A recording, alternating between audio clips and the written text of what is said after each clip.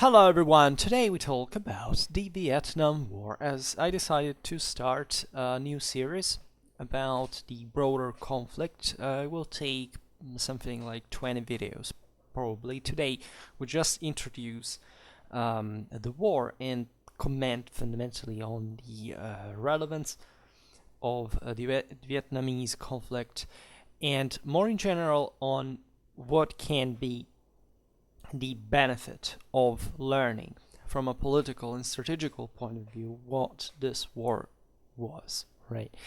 And as we go on in the video, I will explain myself better. But as you understand, the Vietnam War is one of those conflicts that brought so many consequences, properly in the vision of the world, right? Especially within the West, right? So in a way that also transcends the direct participation to the war, and mostly the United States perspective that surely is the country that is properly the one from everything emanated as an influence, right, or an outlook on the same war. I'm talking culturally, right? Also, everything is intertwined in that regard. But fundamentally, from a European perspective, there is no doubt that in the West we assimilated the American feeling, right? Albeit obviously never as fully as properly this happened in the United States, but in a sense, our outlook on the world was importantly affected within the Western Bloc, and later on as the so-called Vietnam syndrome is not over yet, right? And I think that for Schwerpunkt, this is a very important topic to discuss.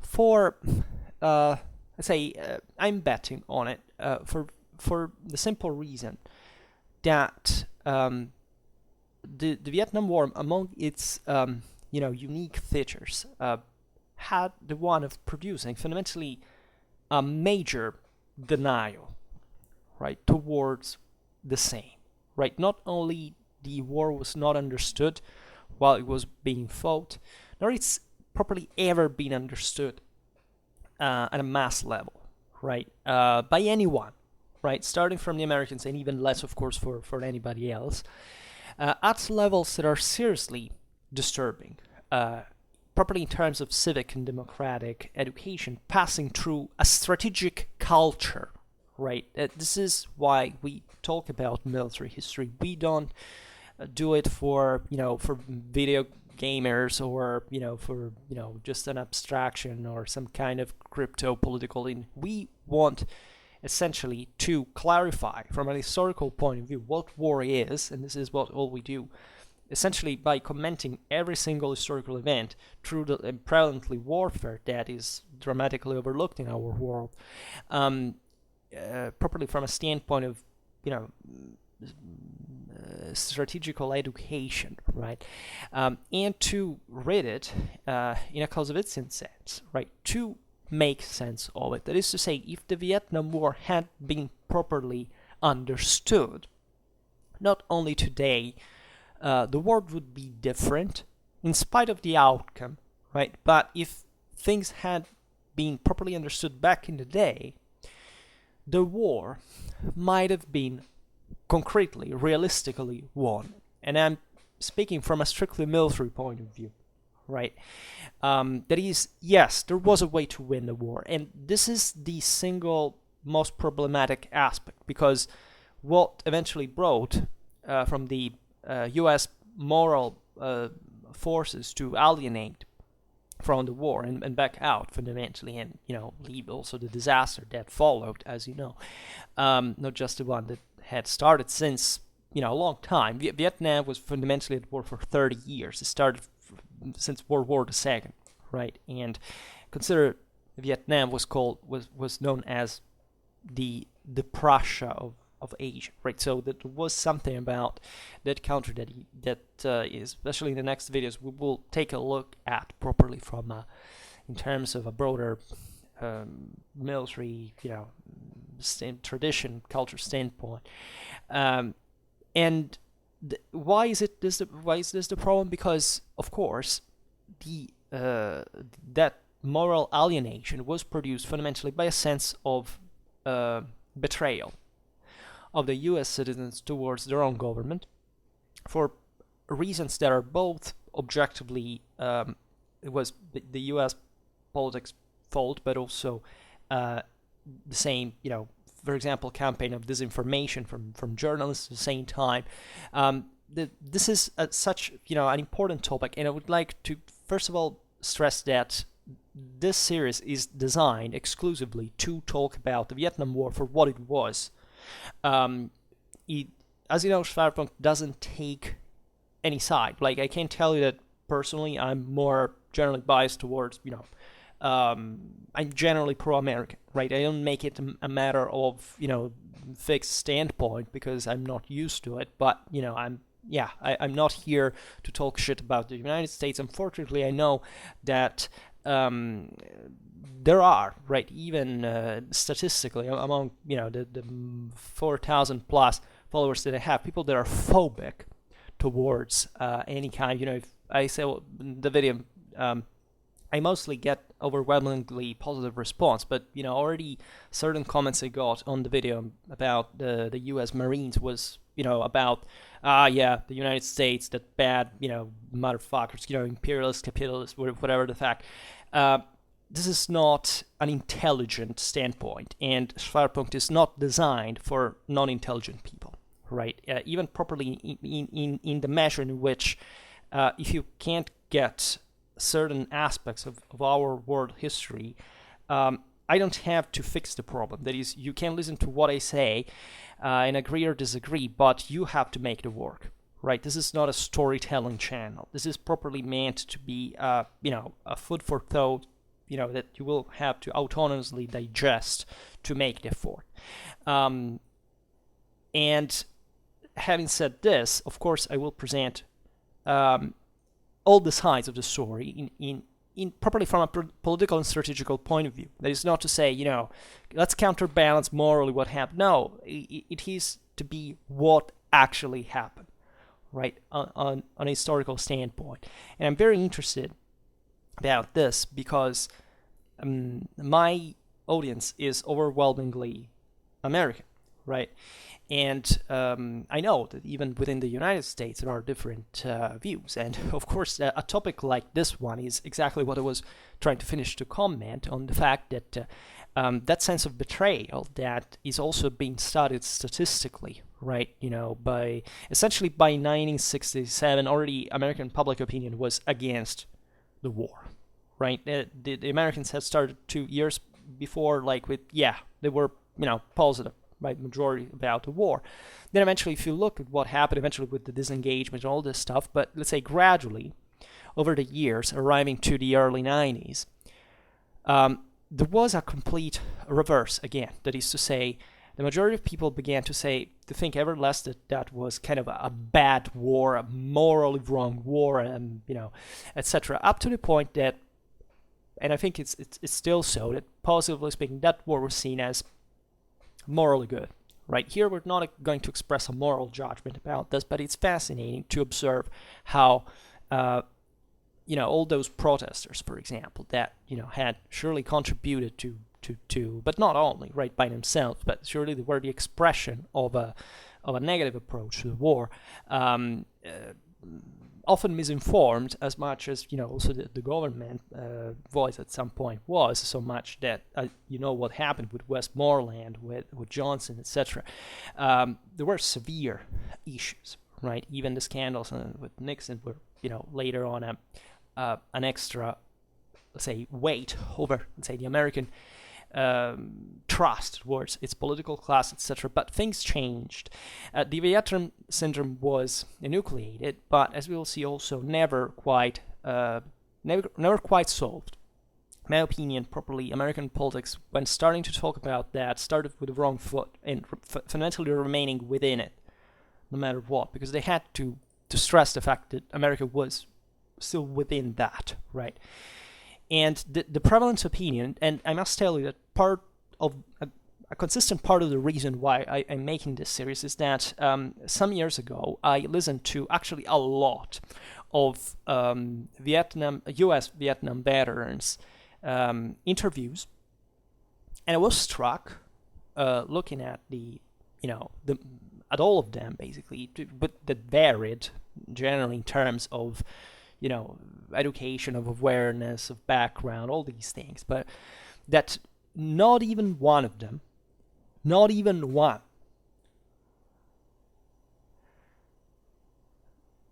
ever contemplated, never hinted at, etc., the possibility of winning that war. Right, that is properly that there was most statements were actually in a diametrically opposed direction. It is not only they wouldn't talk about that, but that they openly stated that that war could not be won.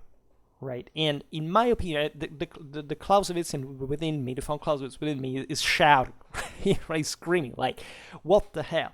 Right? It's not a matter of saying it would have been easy to do so, but properly, I was struck that, of course, people that went to fight, right, and dying there, and surely saw what the deal was, and as we know, unfortunately, that is not what it takes to understand a war, broadly, specifically speaking, and that's also an aspect that is still not popular as an idea, because of how much we have entrenched and narrowed ourselves and down into the strictly emotionalistic, psychologistic perspective of the individual, and whereas the Vietnam War should be a war like any other, to be studied seriously from a military point of view, and that war could be won militarily speaking. That is not to say doing what the American government, the military, Westmoreland, etc., thought it had to be so, because they were screwing it up at the time. Right, they were failing badly because they had the wrong strategy for it. There was an actual strategy to win it. Right, and surely to do overwhelmingly better than that. Right, as we know, as Clausewitzians, there is no magic formula to solve wars. Right, they are unpredictable by definition. The Vietnam War, as we'll see, is something very complicated by itself, and a good example of that. But surely there were certain major, properly misacknowledged. I mean, properly a lack of awareness. Right, that was never was never reversed. Right, as a grip on the masses, where it was not properly discouraged. I don't know. I'm not connected to the Vietnam War myself. As I was saying before, as as my parents, for example, class 1948, 1951. So they're exactly the people that lived. They were young in those years, in the protest times, they heard about Vietnam War all the time in their youth and all these things. So I have and we were in Western Europe, in the Western Bloc at the time, so there was all like a strong connection with that Americanity, but participating to it in a sense, even, I don't know, the moon landing, all what surely at that point the West was feeling itself about. And among the other things that I realized, both through my parents, for example, but also overwhelmingly through my peers in my country, in Western Europe, but also other people from other places in the world, including, Russia or elsewhere, that have discussed today, it seemed to me, and this is a bit the light motive of Schwerpunkt, that do not properly understand, but I mean literally anything about what happened. But not talking about the Vietnam War properly, but in general about anything in history and events that are being closer and having had this dramatic emotional impact on us to this day, should be at least taken a look at. Right, this denial is something that I've met often talking with Eastern Europeans about, the Soviet Union, the Warsaw Pact countries, saying you see. This oblivion is seriously disturbing, because you realize that great part of the problems that afflict us today from a political point could be easily fixed if people just studied maybe this war for, reading what it was about, if anything, right, or having a broader historical education. And unfortunately, this doesn't seem to be the case.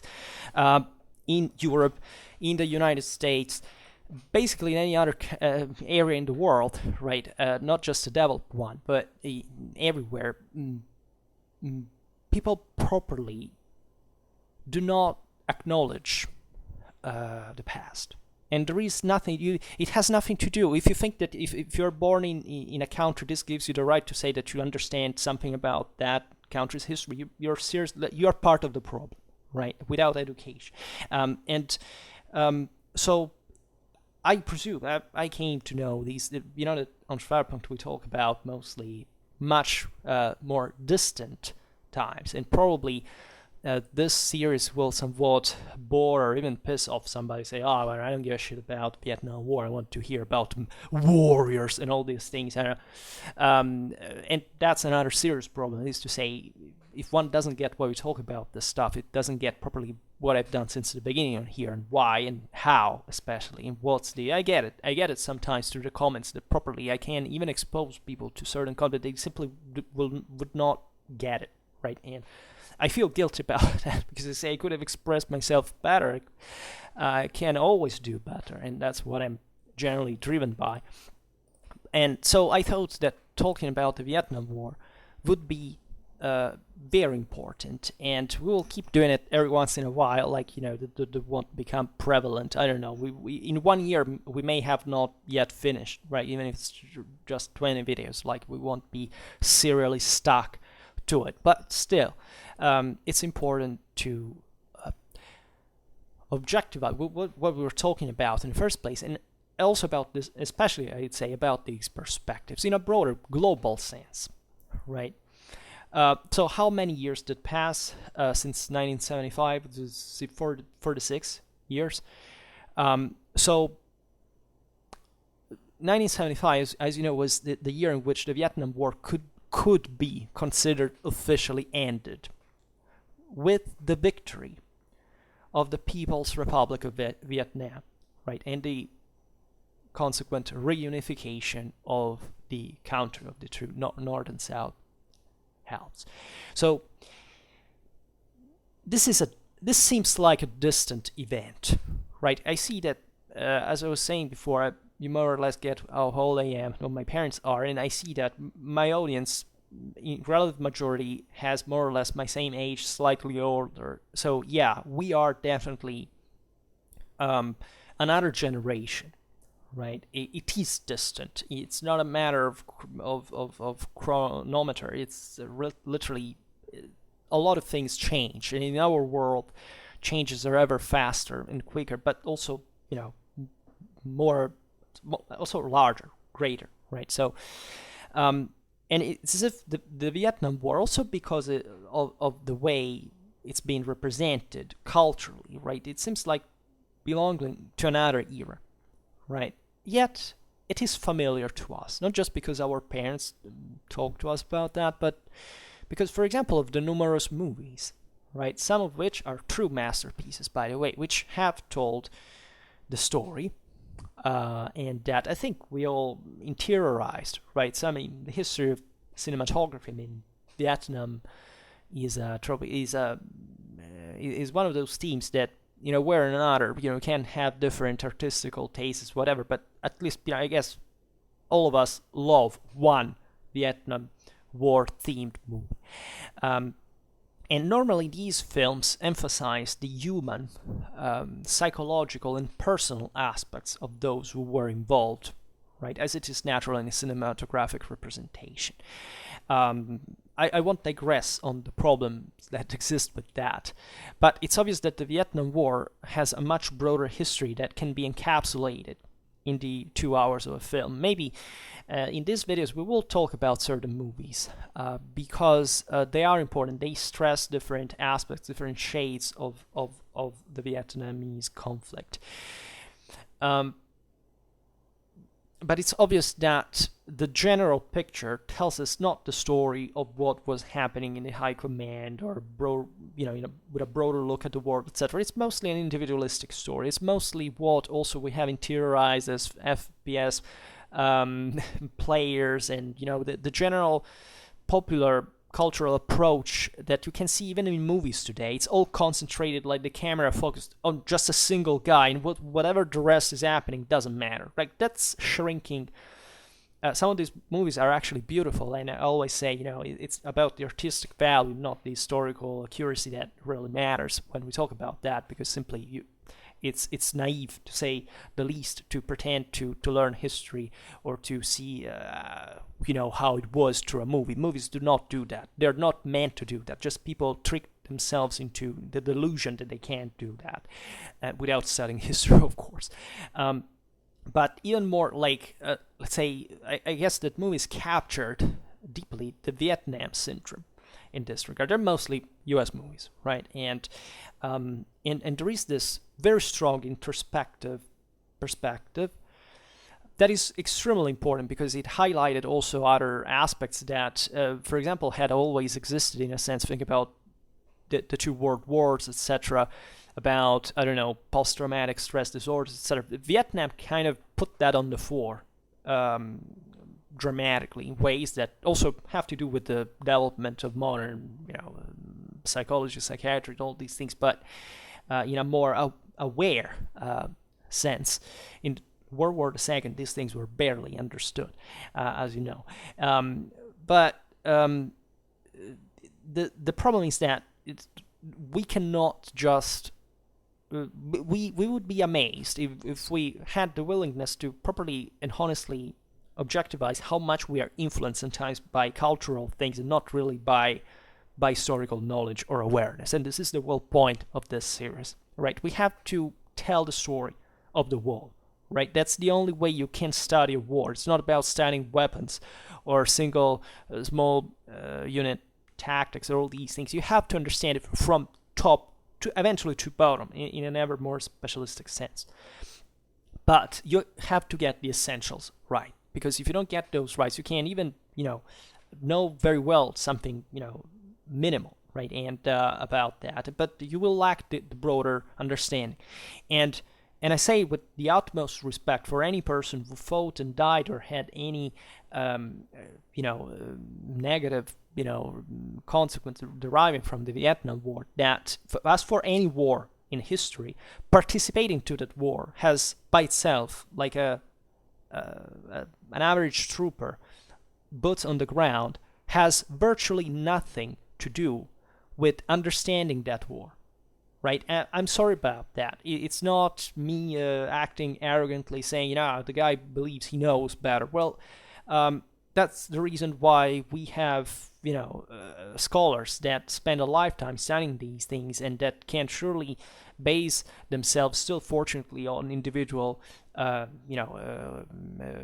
witnesses and interviews, etc. But studying the whole thing from a broad political, social, military point of view is no single or few people's voice, right? And it takes professionalism, a lifetime of learning, and I myself learned these things from those sources, right? Which, I think it's very easy to, unfortunately, son, this is something we can't do for all. I guess the Vietnam War began that. The Vietnam War, as we'll see, was famously enough the first one to be filmed in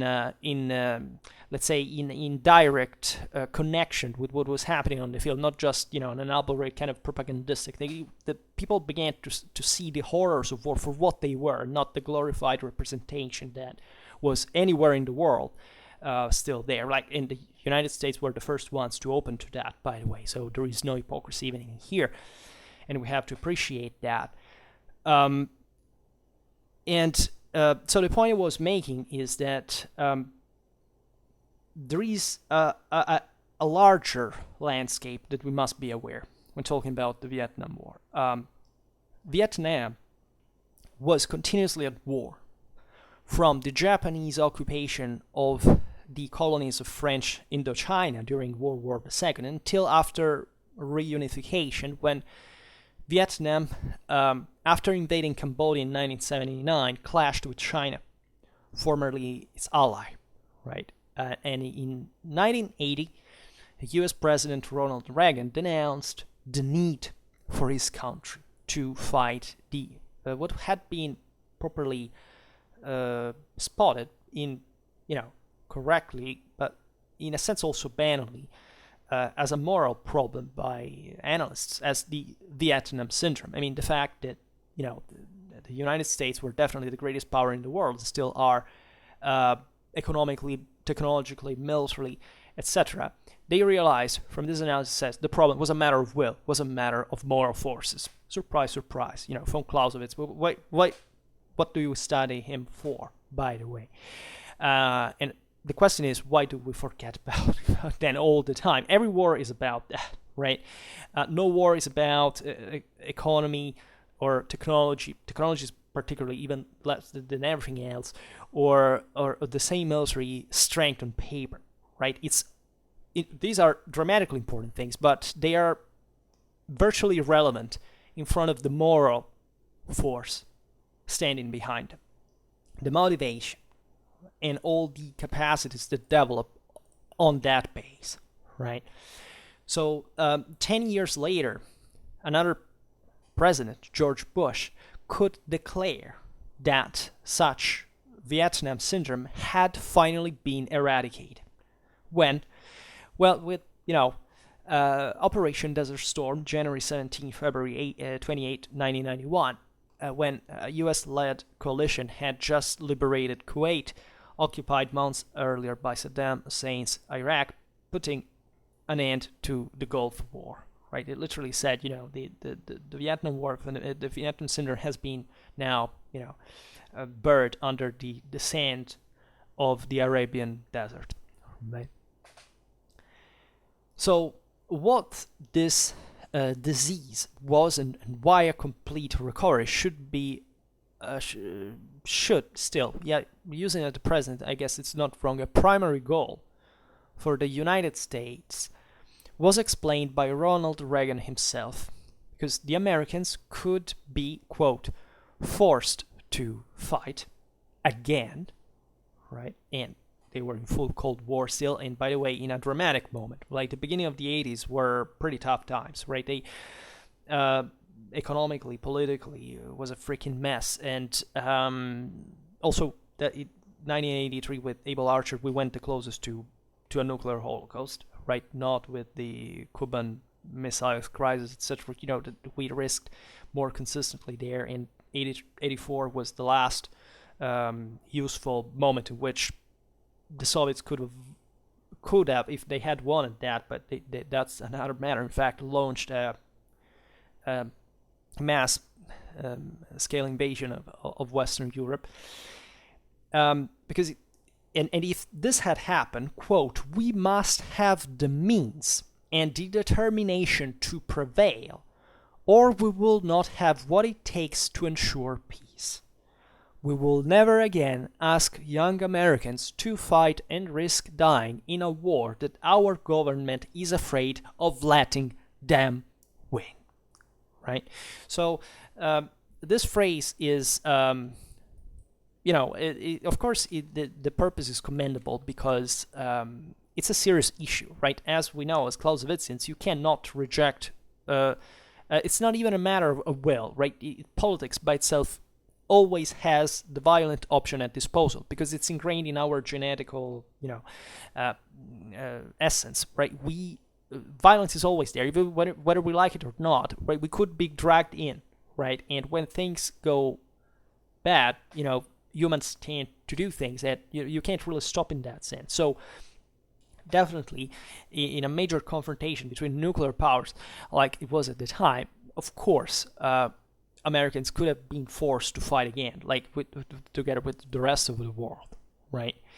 And surely, asking for what it took to fight this war, and in order to prevail, of course, the means, the determination here, it says, of course, were a mean through deterrence to ensure peace, right?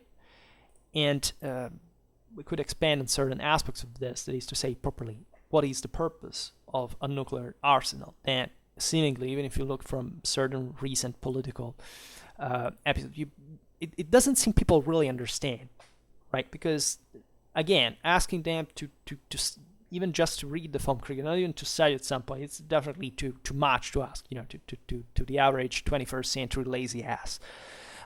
So the interesting thing, though, in the last phrase is how much properly was still perceived how much the government had prevented Americans to win. Here, there is all the question Republican, Democrat.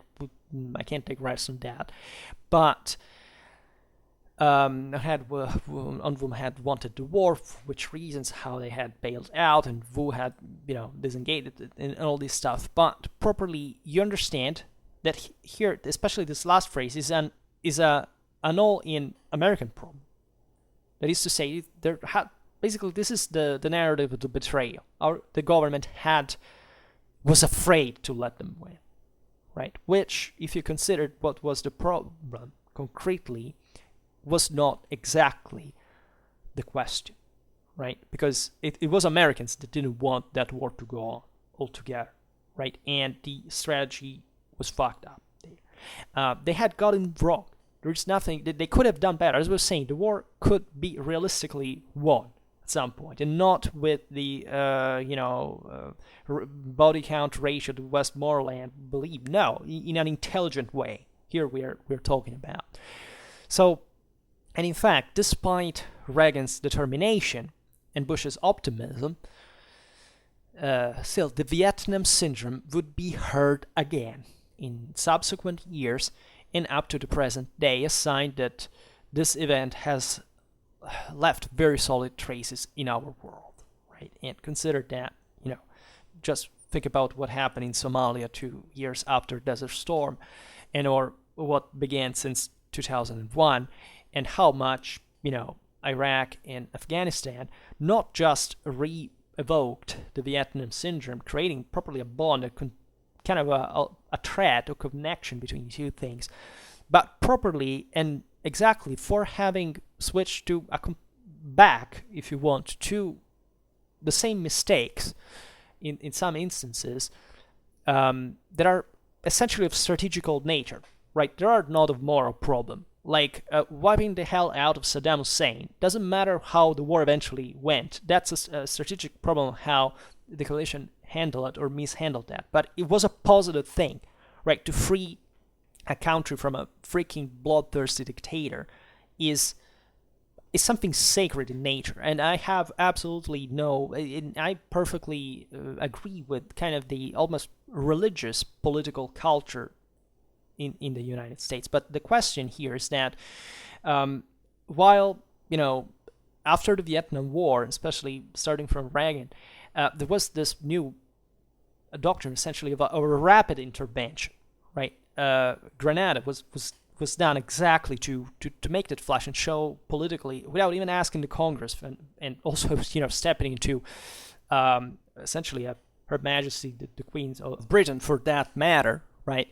That would contemplate simply to get away, not to get bogged down into the guerrilla, the counterinsurgency, strategies and so on that had sent so many Americans into the meat grinder in Vietnam. And so that the best result of when it was indeed Desert Storm, right? It basically was forgotten by another generation, right? And it's kind of interesting, meaning that both, names such as Schwarzkopf or Colin Powell, as Vietnam veterans, had advocated, somewhat returned to that with different degrees. There are beautiful documents about this. There's a beautiful documentary, for example, of the same Schwarzkopf I don't remember which American journalist, I believe, one of the most prominent ones, went together to Vietnam, like in the 90s, I don't remember when, and trying to bring in this feeling of healing, right? That admitting, respectively, the faults of the military and the faults of the journalists, very humble, honest, friendly way. That was a beautiful documentary, by the way. But the broader question is that you can't just solve that by okay, let's be nice again. This must be properly understood in a rational way, studying that war. Right. Otherwise, it's just a myth. It's just a dream. It's something lost in the fogs of time that nobody ever substantiated or could express a safe, confident judgment about. And understanding that, I suppose, can heal much more than just nicery by itself. right? With all the respect that I actually had for those people, specifically.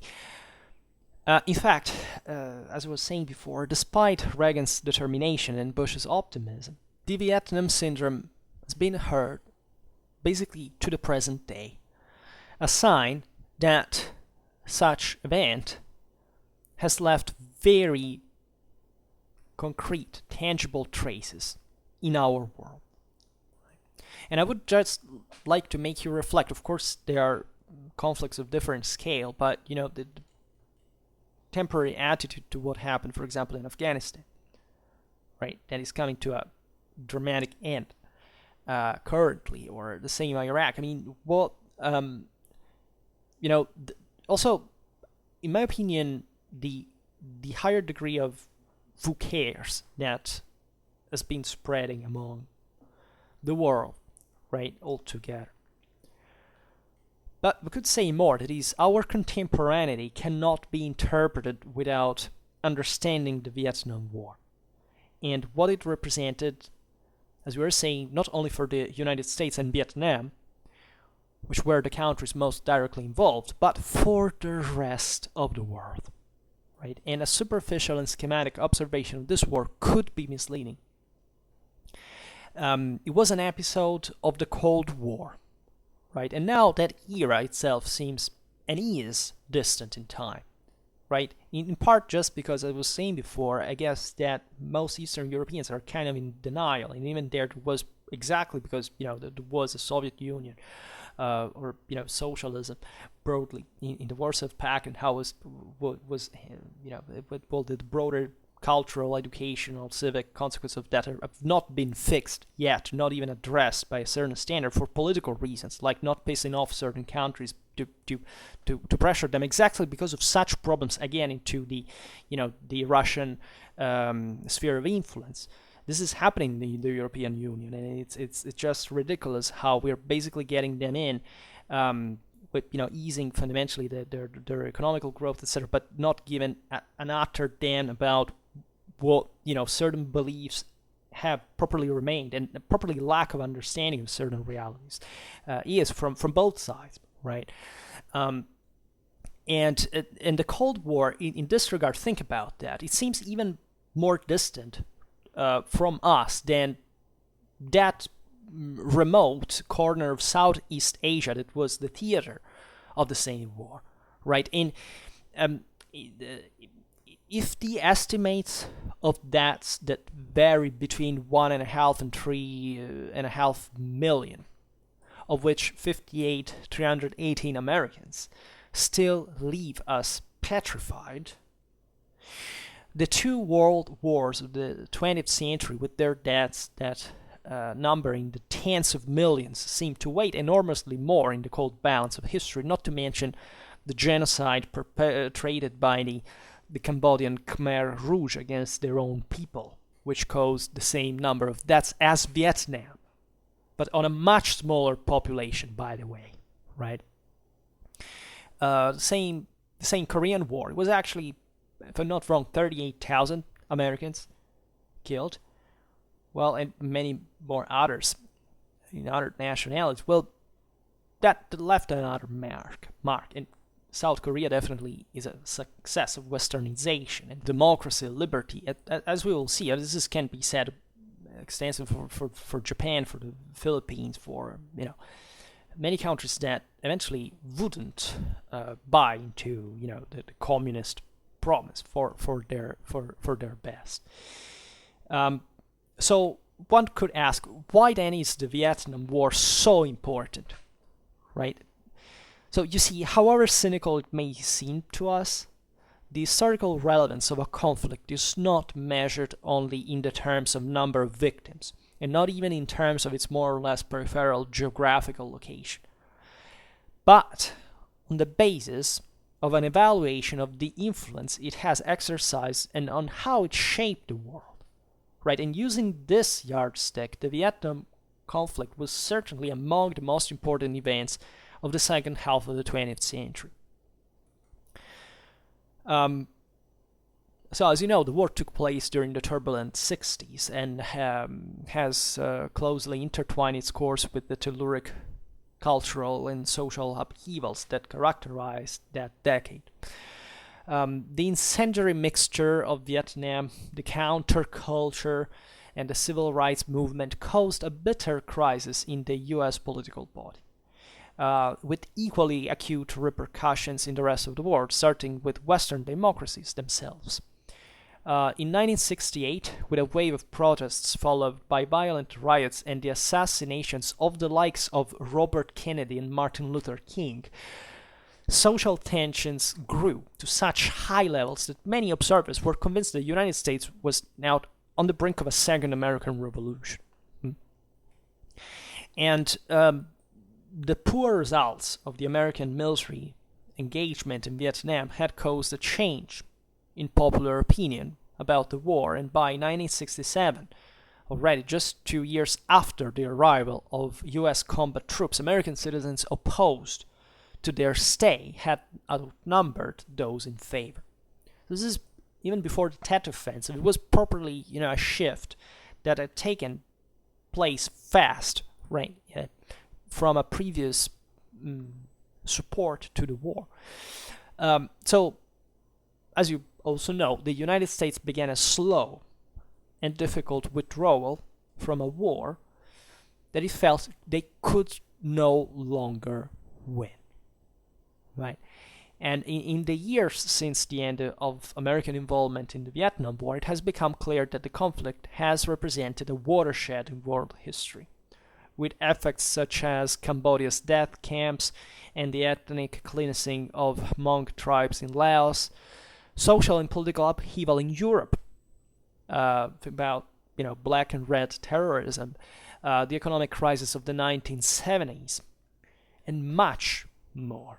Right, that was also a moment in which the Soviets gained again, an important ground overall in the broader race to armaments that have gone this sinusoidal trend. So the Vietnam War also was of great importance in a global political sense, as one of the most critical moments of the Cold War. Right, since the end of the Second World War, the countries of the Atlantic Alliance and the countries of the Soviet bloc clashed in diplomatic and ideological hostilities while preventing them from escalating into open war. The United States did not want a direct confrontation with the nations of the communist bloc due to the risk of an escalation towards nuclear war, but it was still willing to oppose its expansion. It was feared, especially that the success of the revolution in a single country and its concomitant entry into the communist orbit could provoke a chain of other revolutions and defections.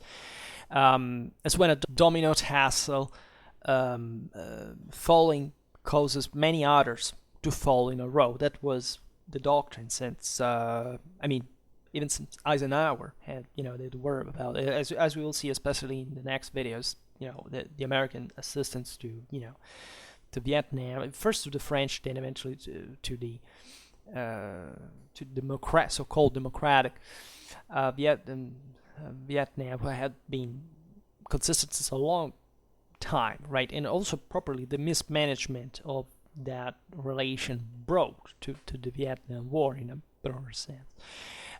In Southeast Asia, Vietnam seemed to be precisely this first tassel at the point, and here, therefore, the U.S. commitment was concentrated. So, as we just said, initially supporting the French in their ancient colony, because at that point, basically 80% of the French military expense was actually paid by the United States. So important France was at that point in the strategic balance of Western Europe, basically as the rear of the front of the war to be fought in Western Germany against the Russians.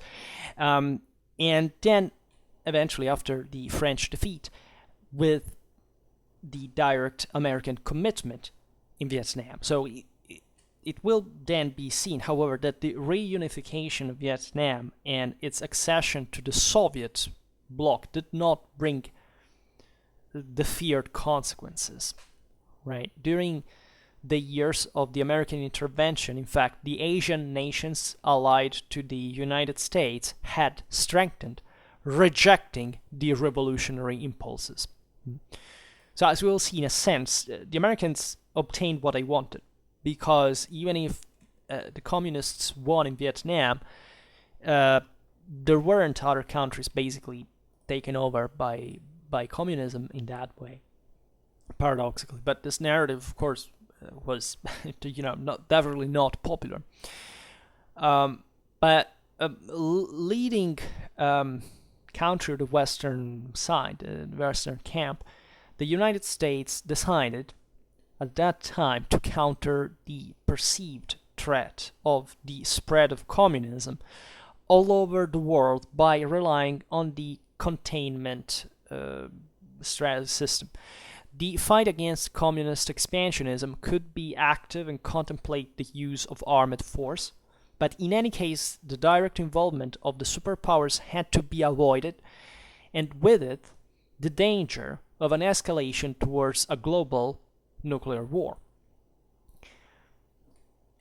But, say, if this catastrophic risk was to be avoided, limits had to be imposed on the use of force itself, right? Precise boundaries that made explicit to the adversaries, the Soviet Union and China, that Americans would not provoke them, right? Not to force them to intervene in the first person directly, in a conflict. In the 1960s, Vietnam became the leading example of the US limited war policy. It was a war that the United States felt obliged to fight to contain the expansion of communism, and the American generals were sure to win it, even with one hand tied behind their back, right? Literally. Trained in the battles that could have taken place on the plains of Western Europe, the American military, with their high-tech weapons, found themselves involved in a war against the Third World guerrilla. The US military, baffled by the enemy tactics, responded essentially in a conventional way, in the belief that its enormous firepower could still bend the will of the enemy, right? Consider that Vietnam would be the single most bombarded country in the history of mankind, right? All the bombs dropped on Vietnam were by the United States were dramatically more than the ones they had dropped on Europe during World War II. The US Air Force resorted to such heaviest bombings in military history. These soldiers won actually every battle on the ground, right? The Americans won every single battle of the Vietnam War, right? But it was only an illusion, right? The victory remained a mirage. Those bombings didn't destroy enough. Those victories in battle could never leave enough enemies dead on the ground, because at some point that was literally the American logic. The limits that the Americans had set themselves were too stringent. Perhaps they were necessary to avoid nuclear war, but so suffocating as to cut off any possibility of real tactical victory from the start. The Vietnam War was many things all at once. It was certainly an episode of the Cold War, but it was at the same time a war of national reunification, an armed insurrection, a social revolution, right? The Saigon regime was fundamentally based on large estates, owner support, and the majority of the country was just a third world pre-industrial society. It was also the tale of a colonial war that had begun many years earlier, right? Many Vietnamese who fought against the French actually fought alongside the Americans later, for different reasons that we will see. The first enemies to be defeated were not the North Vietnamese soldiers or the Viet Cong, but the political instability, the corruption, the inefficiency of the South Vietnamese rulers, the misery of the peasants. Americans believed that with different strategies the war could never have been won, right? And they, in the moment, the government was still hiding this realization. They noticed this, right? Even before the media. and beginning to distrust the repeated declarations of an imminent victory, the insistent assurances that everything was for the best and that it was enough just to wait a little longer and send more soldiers, other weapons, spend more money. So there was a dramatically important element of democratic culture in the United States, right? And for this reason, the Vietnam War came to an end, right? Here you see, when I say that the Vietnam War could be won, doesn't mean that that it should have been fought in the first place, right? That's another kettle of fish. But let's say still, we will see how this might have been an option. But at that point, in the way things are, you couldn't fix them so easily, right? You couldn't change that if since the beginning things had not gone better, right? But that's how properly, fluid, let's say, unpredictable the picture is. The Americans, and with them all the peoples of the Western nations, discovered at that point that democracies could be involved in much more morally controversial wars than the neat opposition of the Second World War had presented, which they could make mistakes, hide the truth from their citizens, or even commit atrocities. It's important if you realize that nobody had ever showed this before at that level of awareness of public opinion, of the media, etc. So it's a dramatically important watershed, properly in the age of information, of the democratic conscience, etc. It was a loss in innocence, right? Which is perhaps the most important consequence of the Vietnam War. The fact that a parliament democratically elected by the people decided to engage its armed forces in a conflict did not give it unlimited legitimacy, and even less that it would provide guaranteed unconditional popular support.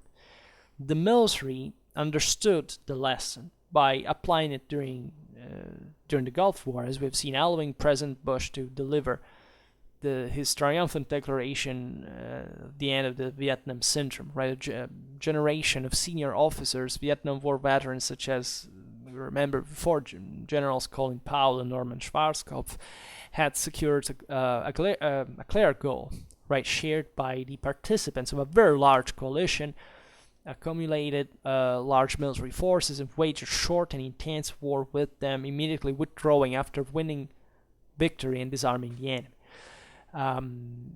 A broad international internal political consensus, an equally precise, delimited and clear mandate and objectives, the firm will not be entangled in the poisonous swamp of an endless war.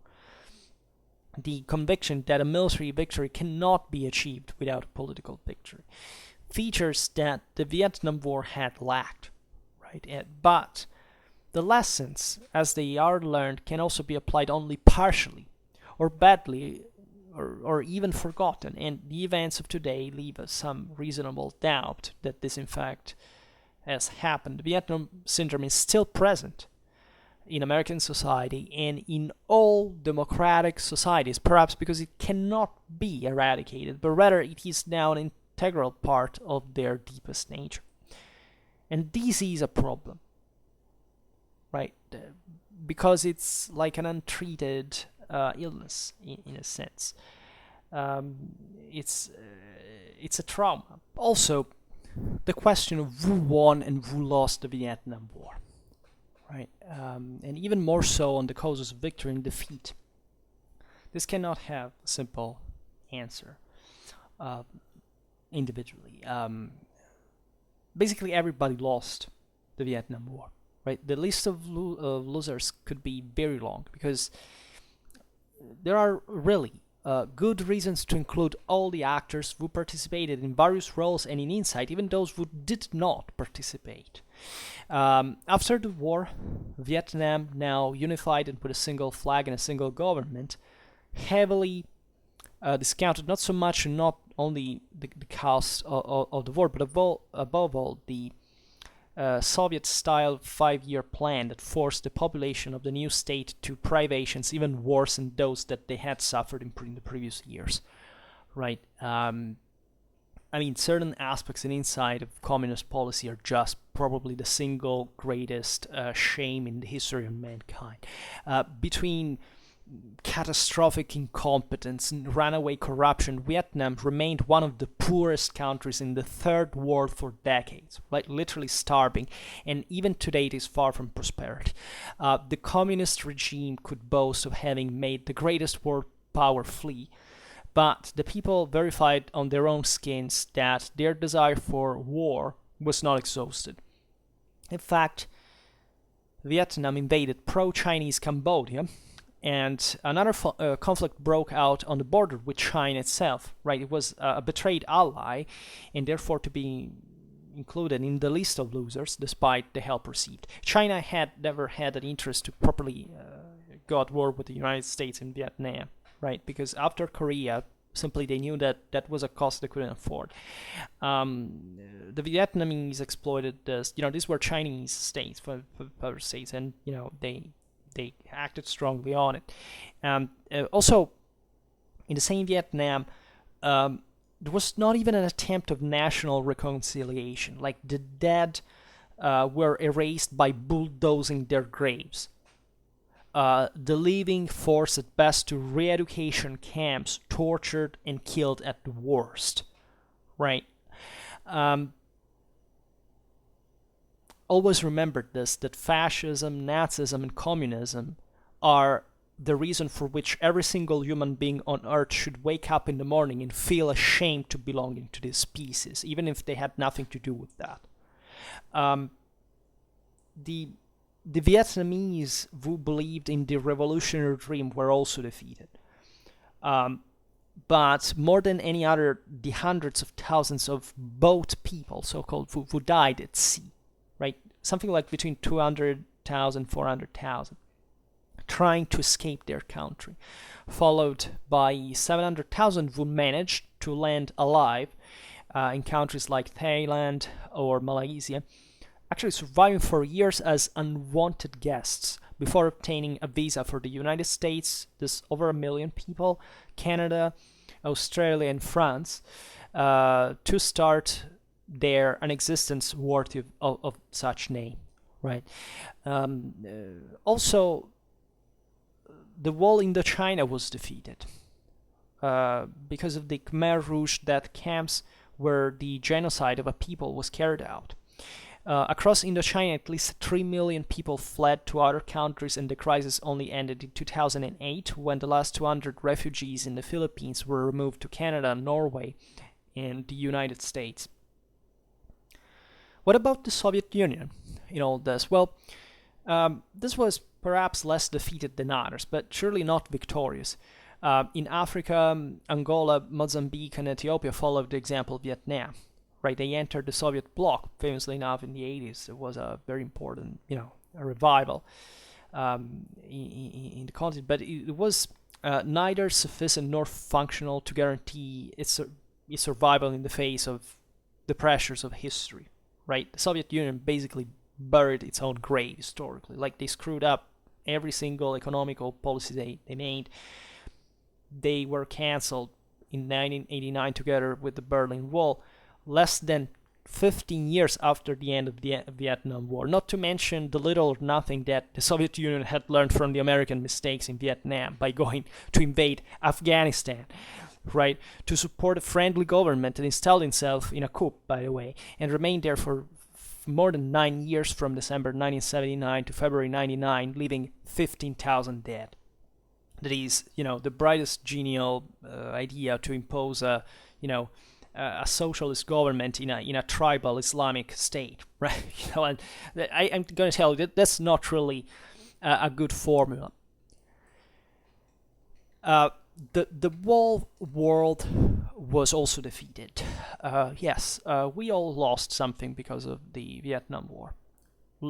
Concretely, like we could measure that economically due to the dollar weakening because of the high American deficit and rising inflation, propagating and multiplying the negative effects of the 1973 oil crisis, right? This was caused by the support given by the United States to Israel in the Yom Kippur War, because the Arab world thought it possible that a nation that had already abandoned one of its allies, such as the United States had done with South Vietnam, if threatened with the right force, could perhaps also abandon others, right? And you know how instead it's gone, but still we had quite of an important, aftershock because of that worldwide. The United States, of course, were also defeated without ever having lost a battle, as we were recalling before. And perhaps for this very reason, right, because they properly didn't understand that, as we will see, and literally, right, that the body count ratio for like one American to a certain amount of Vietnamese that they established as reasonable was, unbeknownst to them, accepted as perfectly reasonable for the communists, for the Vietnamese, North Vietnamese. And the question is exactly that, right? Remember that Westmoreland was removed when information leaked that 200,000 men were asked to the U.S. government to get it done with in Vietnam. And that's how the thing started to go downhill, because literally, after all the news saying, "Oh, we're winning, we're starting to see the end," like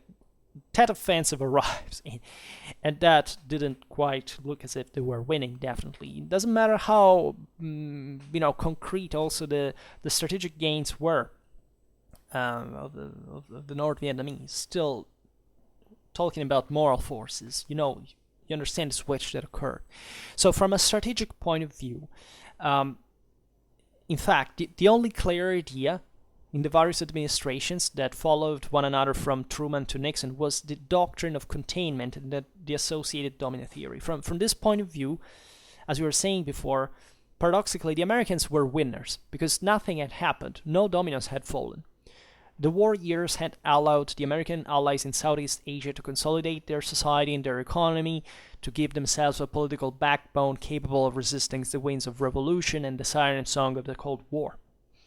And they are still today, great examples of democracy. So it was the basic objective, and it had been achieved, right? And someone, above all, for example, Admiral Zumwalt, who was one of the greatest American commanders during the Vietnam War, also claimed such a victory in these terms, but in reality, this definitely was not a topic that would gain great popularity. You see, the United States did not want to forget Vietnam. It's just that they never had a clear idea of it during the war years, so just imagine what it would have been after the end of the war. So the US just did not know what to think of themselves, what image of themselves appeared in the mirror during the years of the commitment to Vietnam, and what to think later. So, as we will get in depth with it, you'll realize that, compared especially to major previous conflicts in the 20th century, the Vietnam War had not followed the tracks of all others. It had not had a real beginning, for example, and therefore it was not even possible to say when it was actually over. And let's say that between these two non-existing extremes, the battles had followed one another without an understandable logic. American military leaders drew two seemingly opposite conclusions. The first one was that if the United States had had to face another war, it would have had to be short, intense, and followed by an immediate withdrawal of troops, and not gradually escalating as it had been the one in Vietnam. Even less, there should have been political ties to condition the technical choices of the military. And these are just, in nature, they're fundamentally anti-Clausewitzian principles. Right, they are better. They are in the description of what the reality of war concretely is and how fast it can change. Right, so this was also another view that somewhat gained consensus because, of course, the United States were still confident about their own force. They had it, but they kind of tried to counterbalance the previous timidity, fundamentally, acquired by the public opinion, but kind of another extreme that, at least in doctrinal terms, that is not that they started acting, more aggressively, but I mean, they, on the contrary, there was at the end, there were important paths moved in that direction with communists, etc., but worldwide.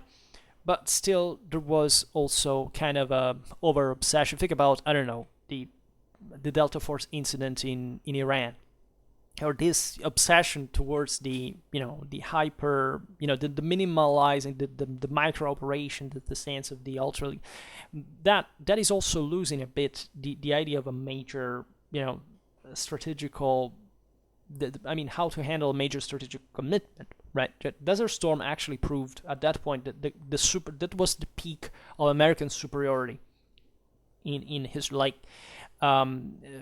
The Americans proved, of course, as a civilization to be able to fix their problems, but it was still a mediated operation. It was still something that could be isolated. War is not that, right? It can change. So look at what the North Vietnamese managed to do, right? And that is a good example in properly in strategical education, right? But again, that's why the perspective is important, because you can't really fixate on a self-referential system of evaluation in everything, especially, but not in war, right? More than any other field, let's say. And in fact, the major problem was, however understood, in fact, is that this eventual future war that should have been fought also on a large scale in the view of still, the Cold War crisis, etc., would have had to count on the unconditional support of the population, because no future generation of soldiers would have accepted to fight without a united home front, at least for the time necessary to win. And that also is a nice condition to understand this problem. Like, you see, that may not be always possible. But the question was this: that was it possible to find a new Hitler against whom the nation would be gathered to fight? Or perhaps the rhetoric of the politicians during Vietnam and some of their lies, and the cacophony of journalists who are not always competent but very often clinging and preconceived in ideas with another set of lies, by the way, had made the fracture of credibility definitive and no longer recomposable. Like, a lot of you see, even in today's Americans, there is a lot of isolationistic coming back. That, in my opinion, that's a regression in terms of civic culture and democratic education, and properly also strategic understanding, right? It doesn't make any sense, right? This it's as if this view had cemented an idea of, the in or the out, the fear of boot on the ground by itself, right? And an attitude towards war that surely in the world is not over. That is to say, great part of the pacifism that we condemn as strongly as militarism by civic democratic education, in fact, and Clausewitzian culture, by the way, is recognizably a product of the Vietnam War. Like, if Vietnam War had not happened, the idea towards war and peace, it's mostly about war, because that's interesting also in a philosophical perspective, right? Because peace doesn't quite exist, right? The nature of conflict and then the violent resolution of the same is inherent in ours. So there's never a true moment of stasis of peace where that a shot cannot be fired ever, right? It's always an option, right? And the point is distinguishing in a refined way when this is the case to do it and what is not. Shutting down to say, okay, you just have to do it or not to do it in the first place, which is mostly actually a pacifistic problem nowadays, and because that's the prevalent view, right? War is most of the times statistically a bad idea, right? It's the speediest of solutions, not necessarily the best one. Sometimes it's the best one, right? In approximately, and because also there is never an absolute understanding that there is always an option. There is always another plan. You should always stay sharp on that. But the gross unbalance that we live today is in favor of a sort of pacifistic idea, which is also renownedly one of the most radically violent ideologies in most, in the history of mankind. That is part of the same reason why, in a sense, we could say the Vietnam War happened, but let's say, of course, but many other conflicts broke out violently because they were let being so, right? And that's what is often overlooked. So this idea, let's not touch the rest of the world, hoping that that will not make anything bad happen, right? Hasn't World War II taught you anything, right? How do you think history is about? How can you even reason with such a simplistic, naive, childish, I can't find other adjectives, way of framing, the world's politics, society, and warfare to a kind of even dreaming that this could have remotely a positive application. And this is a serious educational problem. Like, it's as if nobody had ever taught these things. And of course, also the prevalence of certain ideologies in the world of education that were a consequence of World War II, even of the Vietnam War. I mean, the 60s were this, right? There's no doubt that in the West, for example, there is a culturally Marxist, dominated reality in the academies that is gradually diluting, because of course it has miserably failed together with certain properly historiographical perspectives, but that is a serious problem, right? Cultural Marxism is very different from what it's either ignorant or hypocritical, right? Also because, as you know, the Clausewitzian theory spread dramatically within, way more properly within the communist strategic culture than others, right? And this is yet another problem. And it corresponds in that case still to the oversimplification and saying, well, okay, since we are powerful, we have enough guns, money, etc., we will always win wars. It's not the case, but you see, the opposite also has been achieved. Right, the Vietnam syndrome is something that brought people to say properly, we cannot win in the first place, and that's not just a reasonable statement given the unpredictability of human communities, and therefore also the possibilities to always do something better, right? And nobody knows whether to win or lose before a war, right? There are better, worse odds, but it's not the point. The point is properly that, in a sense, even certain political views have triumphed over this. That is to say, for example, the idea that guerrilla is somewhat undefeatable, or that these correspond not much to a military problem for the military, for those who fight wars, and also we know that not just the military as such fights wars, right? In the West we got well habituated, but look at the rest of the world. War doesn't it's kind of ironic. It was Lenin himself to understand for the first time as a Clausewitzian that what von Clausewitz talks about doesn't just apply to states, but to every aspect, every branch of society, right? But it's properly giving up against all those people who are going to profit of that, right? Like, for example, thinking that guerrilla is undefeatable is not just a matter of not knowing history, banally, and all the guerrillas that have been successfully defeated, even in very recent times. But properly not understanding the mechanics of that, not understanding why in strategic culture that is wrong, properly from a theoretical point of view and a practical one. We even made von Krieger's videos about this recently, and talking exactly about how what guerrilla is and why it exists, and why even the Vietnam War was not won just because of guerrilla, by the way, and that just a specific strategy or tactics is not by itself probatory. Like, it's not a fixed, sclerotized, crystallized system that you doctrinally apply without change, right?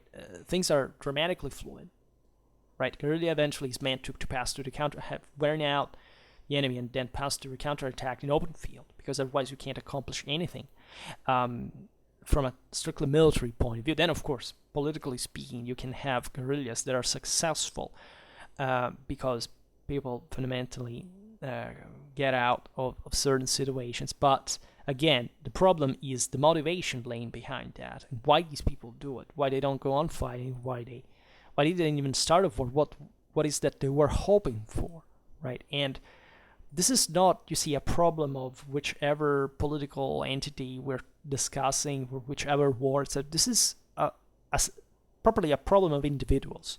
That is, if individual people do not understand these things, they properly endanger their own community. And the blissful ignorance about such topics is just the measure of how much things go wrong and why they do, right? And the weak mind simply closes itself and says, no, I don't want just to hear anything about this. Let others do that. Yeah, one day you will be overwhelmed by people who instead understand this, maybe not with the purest intention. It will become the next, dweller of a concentration camp. And this is not really, a value worth of human civilization. I would say that it's better to change your mind if you think such a thing. Yeah. So, okay, well, you understand, I guess, where I come from with this idea and why it's important to talk about Vietnam. In any case, we'll start this, hopefully. Just hope for now that you enjoyed this video. If you did, please share it. Otherwise, leave a like or subscribe to my channel if you're interested in my upcoming content. And for now, I thank you heartily for listening to me. I wish you a nice time and see you next time. Bye.